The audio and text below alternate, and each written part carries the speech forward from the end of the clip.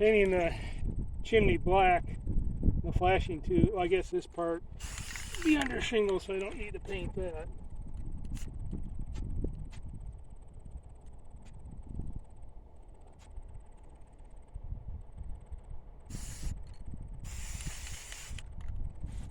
And part of the chimney that sticks down in the room, it's got to stick down 6 inches past that support box. And this edge right here sits right in the support box and holds the chimney up. So I gotta get that flashing in there now. I'll loosen some more shingles up and get this flashing up there.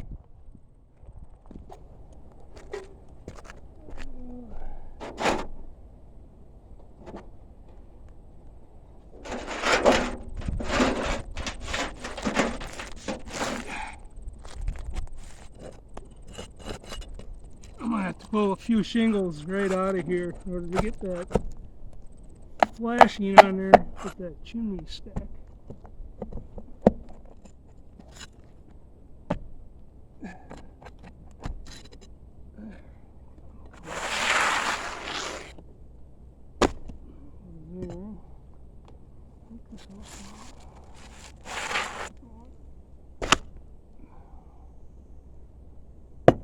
I don't know if I have to get the next one out of there.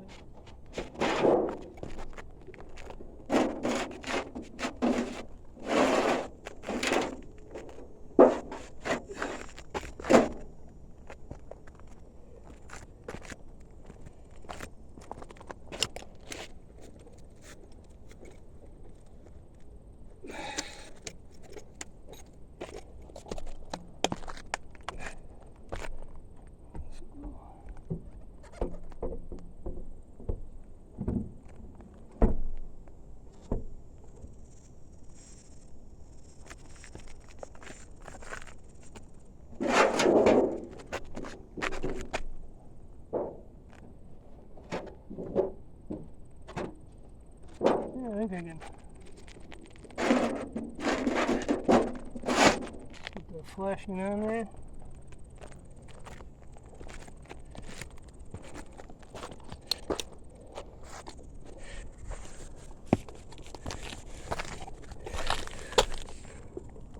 See down in there, it just sits on the lip right there. I'll pull it up. We'll do it one-handed.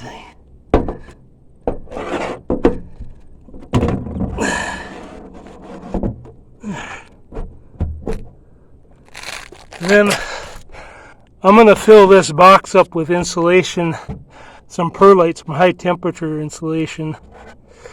Some people will just, if you live in a warmer climate, they'll just leave the airspace. But for here where it gets like Arctic conditions, I'm going to fill this up with perlite to get some insulation in there. I gotta get the other chimney on top of there. But I'm going to fill it up with perlite next, I think. No, I guess I can get that chimney on there next.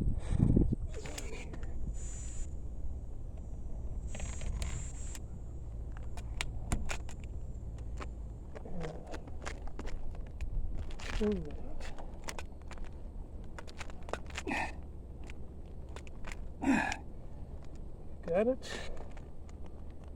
This locking collar on here.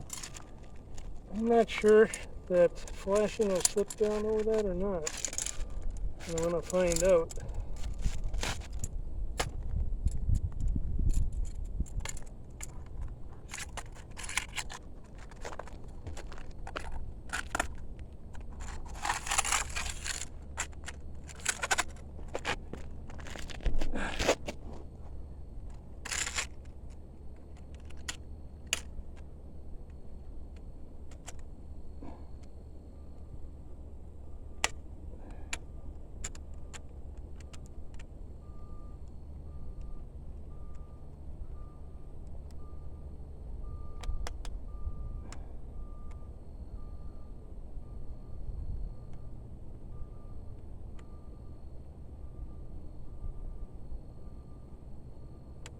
better check to see if there's flashing shit over that.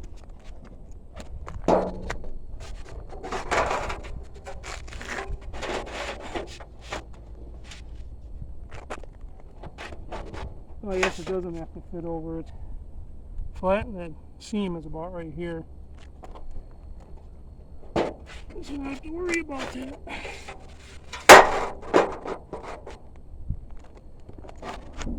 The chimney needs to be 3 foot out of the roof and 2 feet higher than the ridge. And the way it is right now, this flashing will come up right here, so I don't have to worry about slipping it over there, but I need a Phillips screwdriver to tighten that up.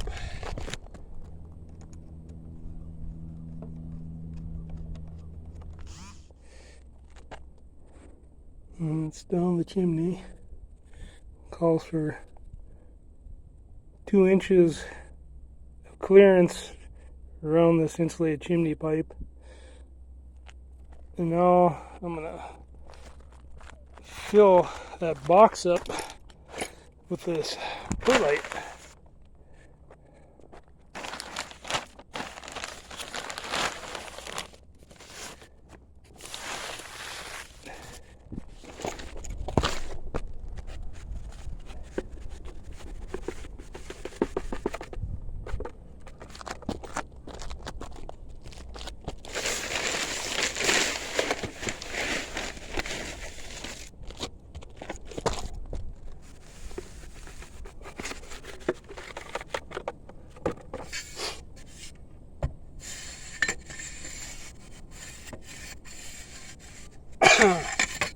I suppose I should have a mask on, but dust is blowing away from me.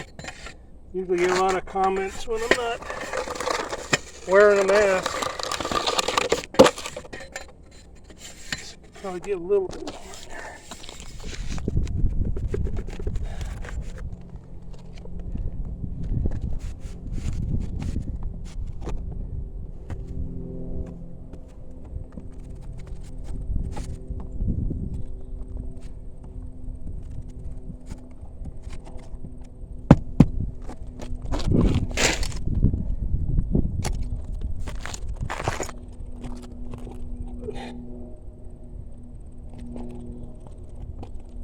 On top around here, I'm going to put some of this ceramic fiber insulation. Plug this up pretty good.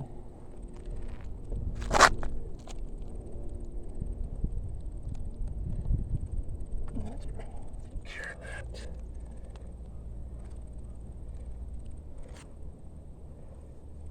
And I'll put this around like this up here.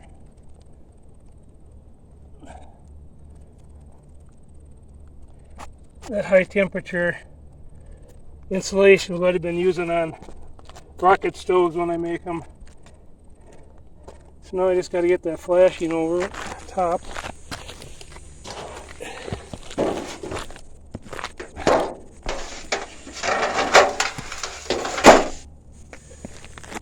And get that plumbed up.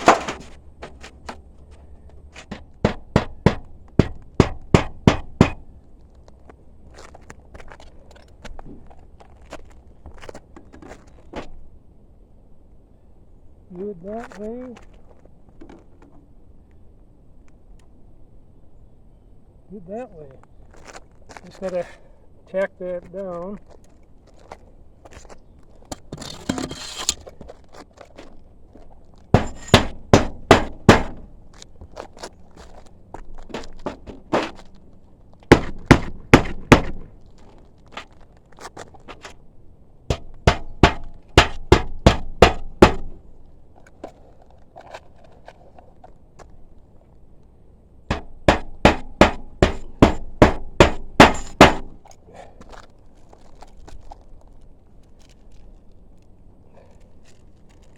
It's getting warm out here. And the storm collar will go around like this. Get warm like that. I'm gonna paint that first, and then I'll caulk around here that silicone and put a cap on. I'll paint this probably after I get this up, but I gotta get these shingles on there first. Just let that sit up there like that.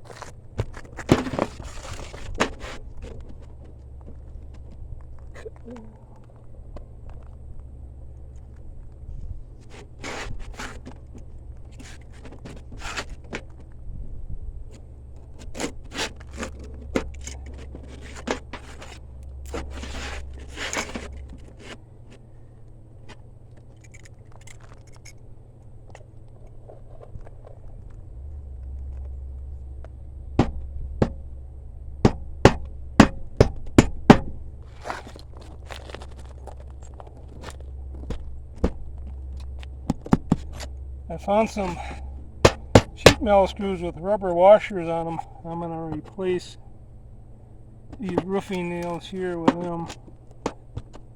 Otherwise I was just going to put some tar over the top.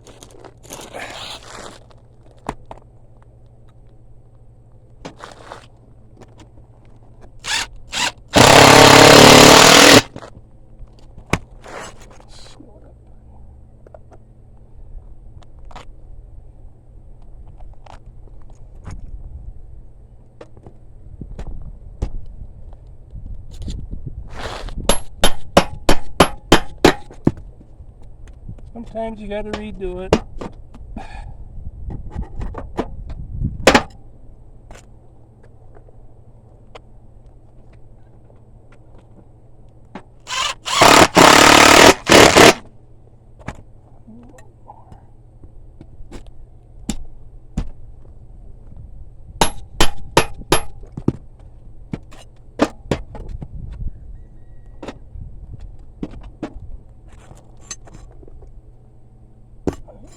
Shouldn't need that flat bar anymore, I hope.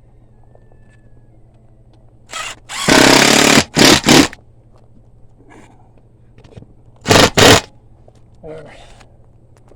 Now, I'll roll back, putting the shingles down.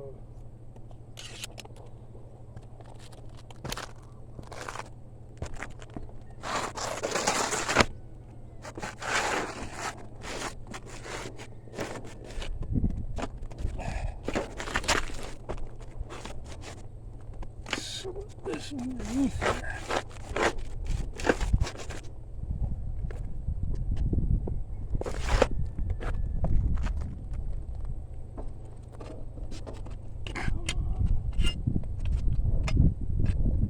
Oh, you can see I just got tar on my hands.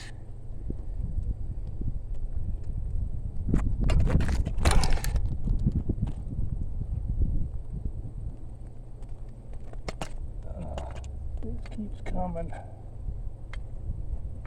Stop. Oh, it's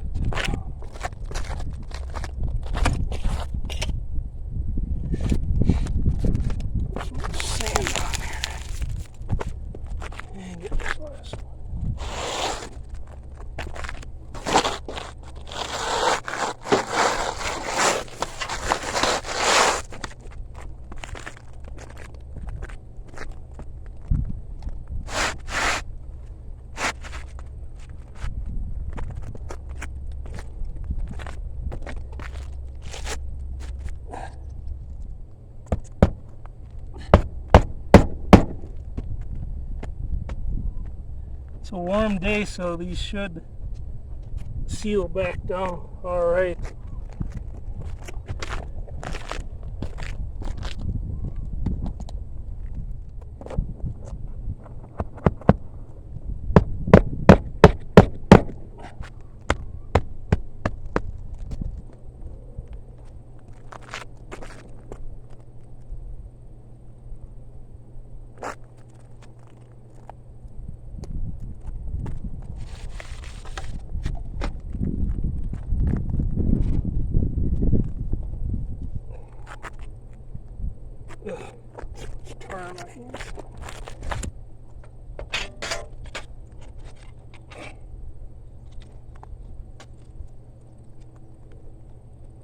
Well, I just gotta paint that up.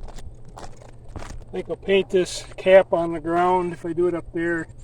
If I do too much painting up there, the mist is gonna go over on top of the greenhouse. Don't want that.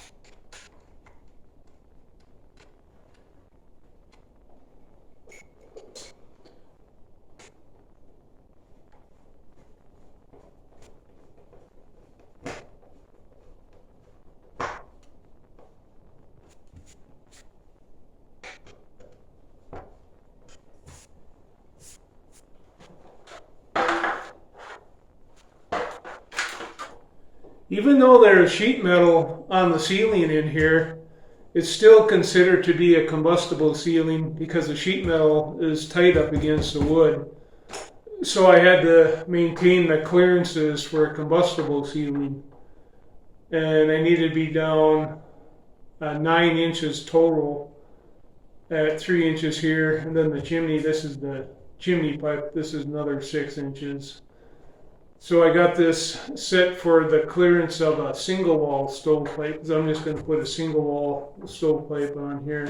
If it was a double wall stovepipe going down to the stove, I could have pushed this up a little bit more, but I'm just using the cheap stuff.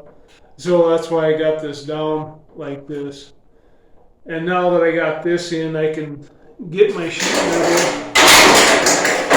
I got to cut around this chimney box and just fit that back in.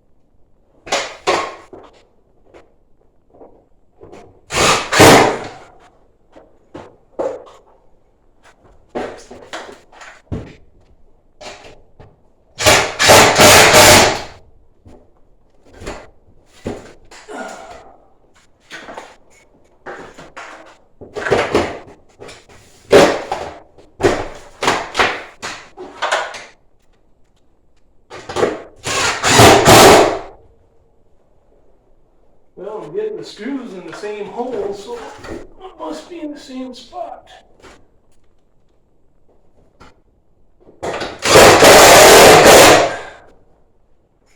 There was some trim pieces that came with that chimney box, and I just screwed them around the outside. And I had a couple of paint touch-ups, and all it don't look too bad. I like the color of the black better than just the stainless steel look like the chimney I have over on the barn. Black looks a little bit nicer, I think. So I got my chimney up. I got 6 feet of stainless steel chimney.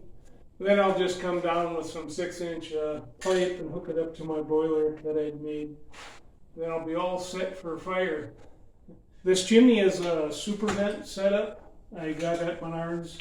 I stayed pretty good too getting it from Menards. It's quite a bit less expensive than I could find at other places.